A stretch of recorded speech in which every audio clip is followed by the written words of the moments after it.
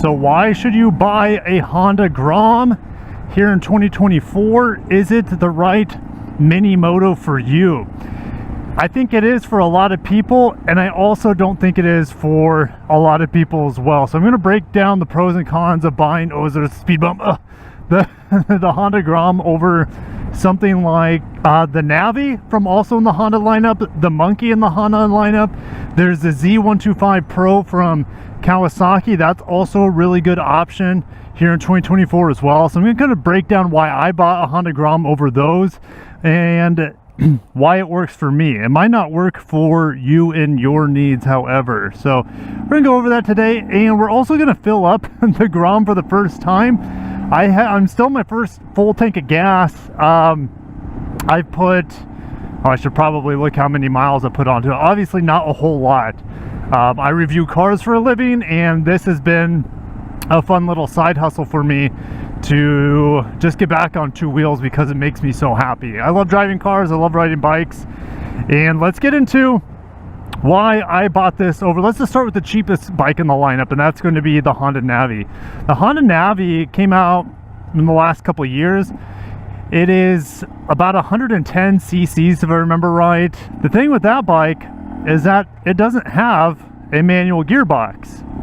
It has a CVT, which is like a scooter, which is awesome, right? It's super convenient. It's just not going to be quite as fun.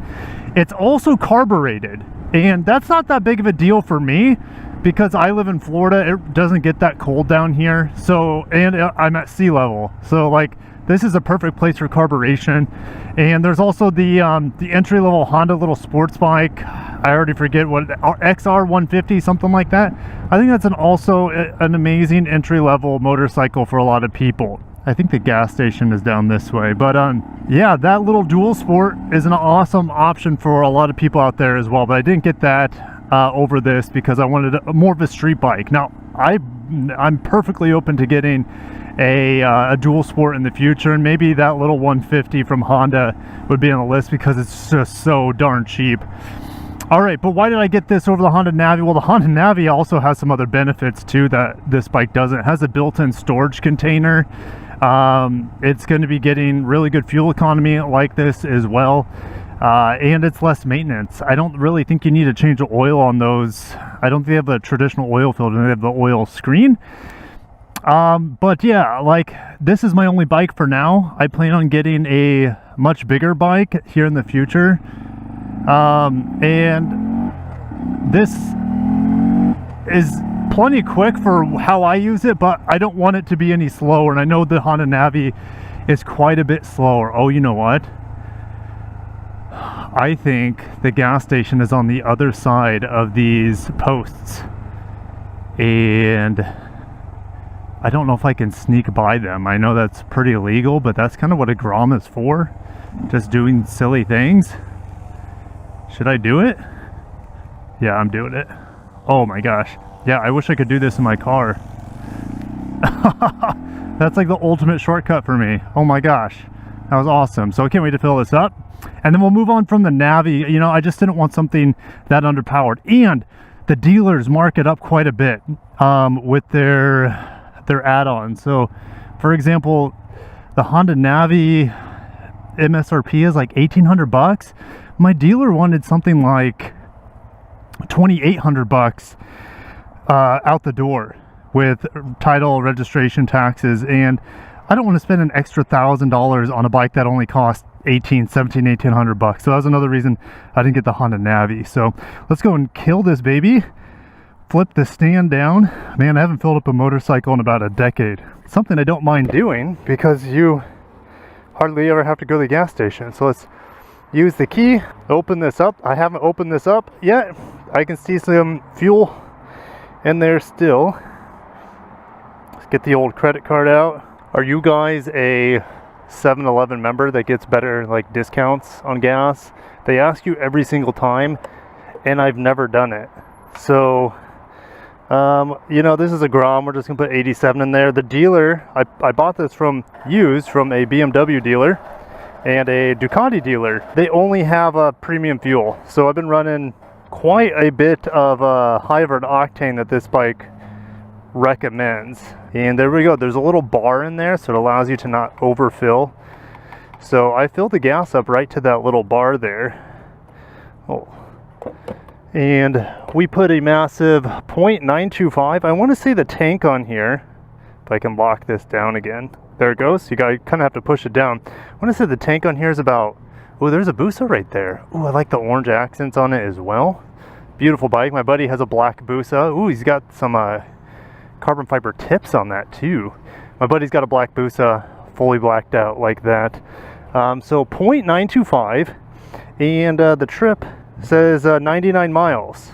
So I'll do the math for you guys on screen, but it's over 100 miles a gallon. And we can just cut through the old neighborhood again, because God forbid I'm not going out on that traffic in a Honda GROM.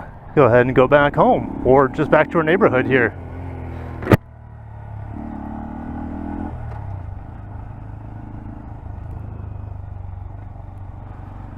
Full throttle. And that sound you're hearing is my improved airbox. It's a TST Works, and it really opened up the bike. I feel I don't know how much, if I gained any horsepower or anything, but it sounds amazing now. And I don't even have the Yoshi exhaust here on this bike yet, and I'll tell you guys if it's worth it in a little bit. Oh, I should probably reset that trip meter, because I want to know. There we go. I want to know what I get on the next fuel, the tank of gas. All right, so back to the Z125 Pro. It came out after the GROM. I think it's still in its first revision, to my understanding, from Kawasaki, and it's a direct fighter to this bike. So the Z125 Pro, I think that's an awesome option to the GROM. It's actually cheaper. My local dealer, the one that's selling the Navi for $1,000 more than its MSRP out the door, they have a Z125 Pro there that is actually on discount right now. So you can get those Z125 Pros. Not only are they a lower MSRP bike than the GROM, they're likely to be more discounted. They're not as highly sought after. My mirrors are all sorts of screwed up because, oh, I didn't zip my fanny pack either.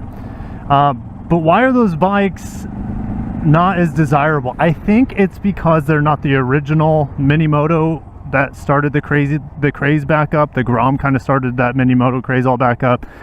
I guess you could say that it existed in the 60s and 70s and 80s probably, and then it disappeared here in North America. So people want the original, and I guess the GROM kind of is the original. Let's see here. Oh yeah, let's go. Hopefully that Boxer doesn't come after me,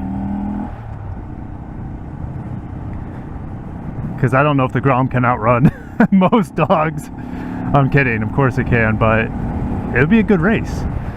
So Z125 Pro, excellent option. So why didn't I go for it, despite it being cheaper and being very similar? Well, I haven't ridden one yet, so I can't really say too much about it. I did sit on one back to back with the GROM, and I felt like the Z125 Pro just wasn't, it didn't feel as quality as this bike.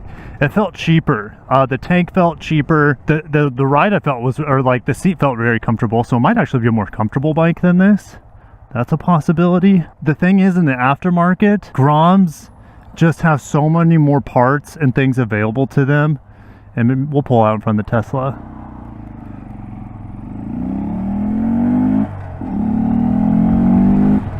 And so for the aftermarket, you know, I'm not, at least at this point in my life, I'm not really big into modifying cars, just because my cars are my daily drivers and I stuff kids in them, and they're just my workhorses. The bikes are fun, and so I like this idea of having a modifiable bike, and the GROM is 100% that. There's so many parts, there's so much support for this bike. TST has been super helpful too, with the running lights that I have here. They're actually Yoshimura running lights. Yoshimura has also been super helpful in asking questions or answering questions about some of the parts too. I probably should be in first gear. Yeah, but TST has been super helpful. They have so many amazing parts for the GROM, and their customer support has been amazing. And yeah, even if you wanted to be on the really cheap end of getting parts for the GROM, you can do that through eBay. There's tons of cheap parts on eBay for the bike. And I know that's not the same for the Z125 Pro. It's not, I mean, it sells at much lower volumes than this. The aftermarket just isn't there in comparison. So I wanted a bike that's going to have great aftermarket support and a huge variety of parts on it. So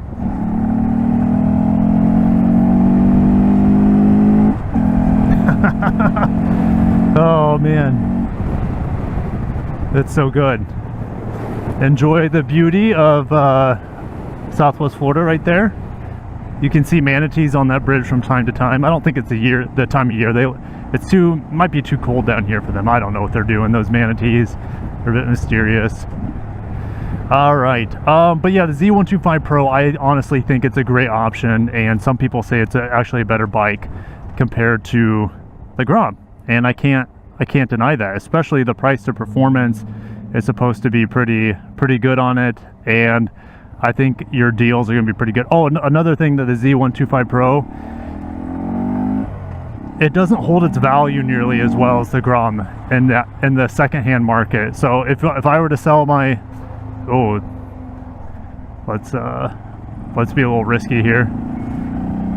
If I were to sell my bike, I would not get the money I put into it, in theory, with a Z125 Pro as I do with the GROM. So definitely a great option, just wasn't the bike for me. And I know Honda, so me being an automotive journalist, I use that term loosely all the time, but I review Hondas, Accord, Civics, the Acura lineup, etc.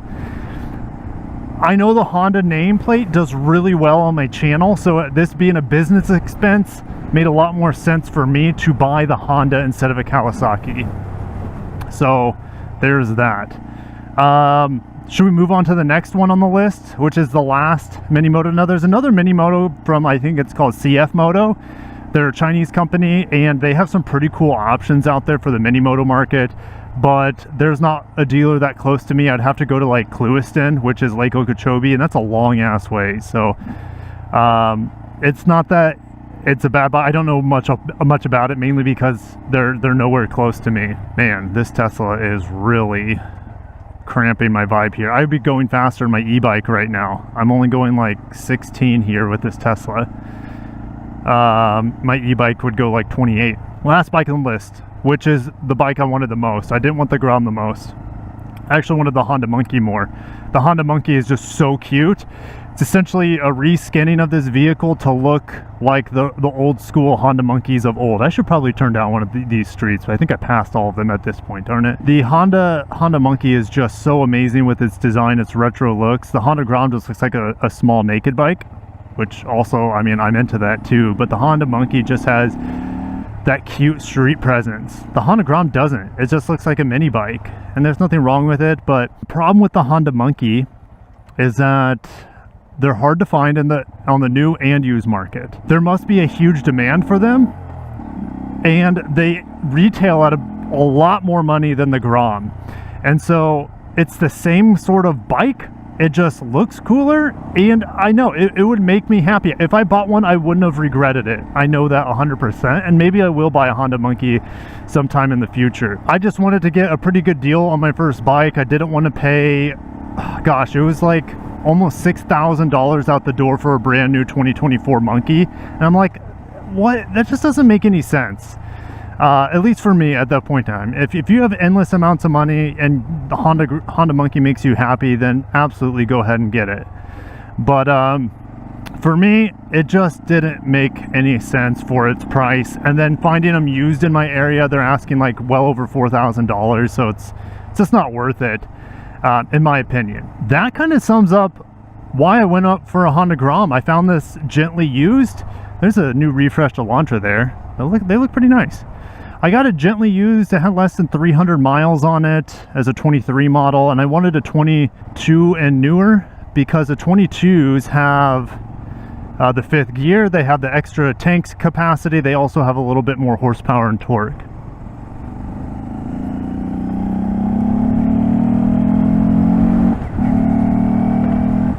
So that's why I went for a a newer Honda GROM instead of an older one. You get, oh man, I just got splashed a little bit, and that's what the tail tidy.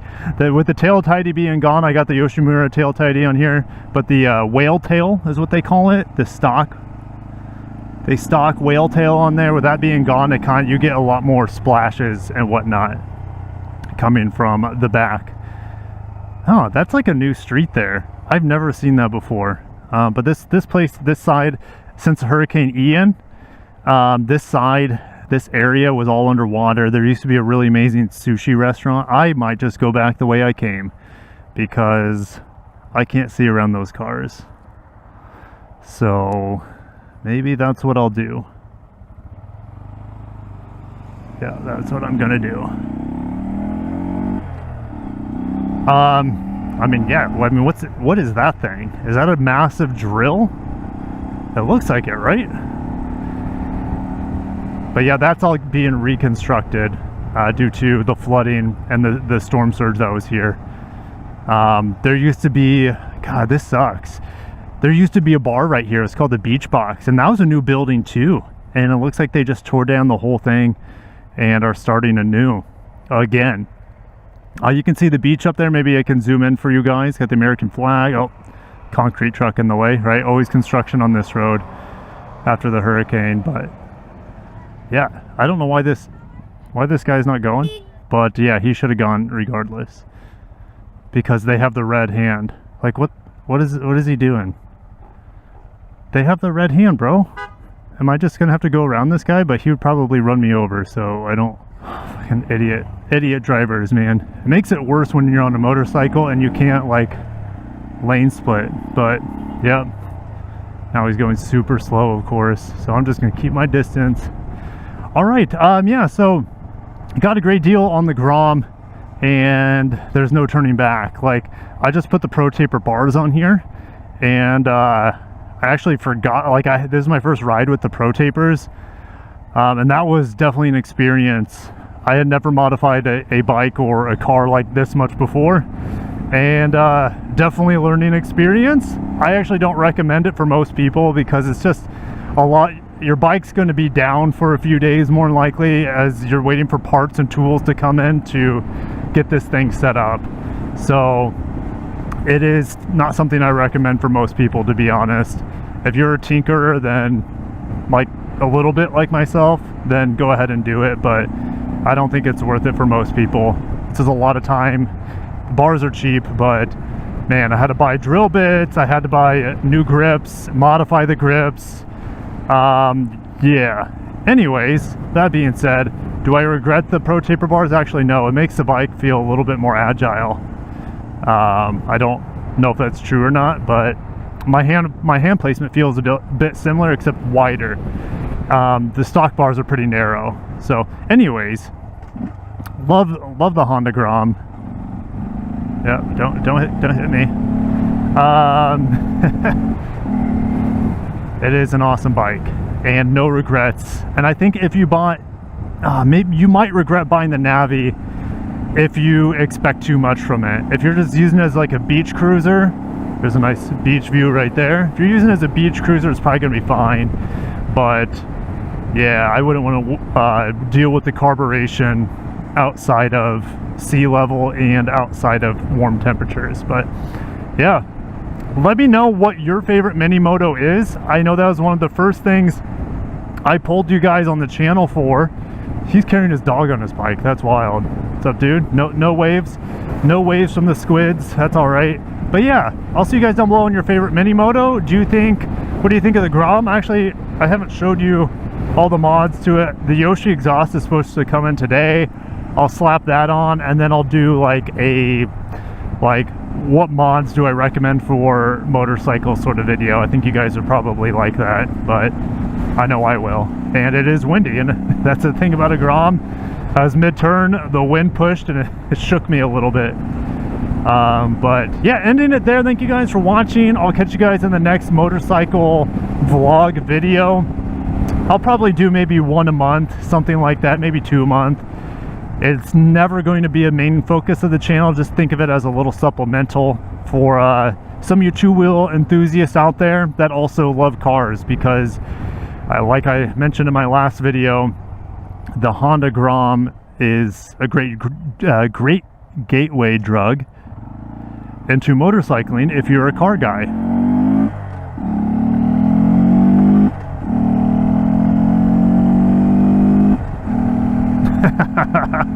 Going full throttle in the GROM is just so dumb and satisfying at the same time. Oh man. Anyways, I'll catch you guys in the next one. Have a good one and peace.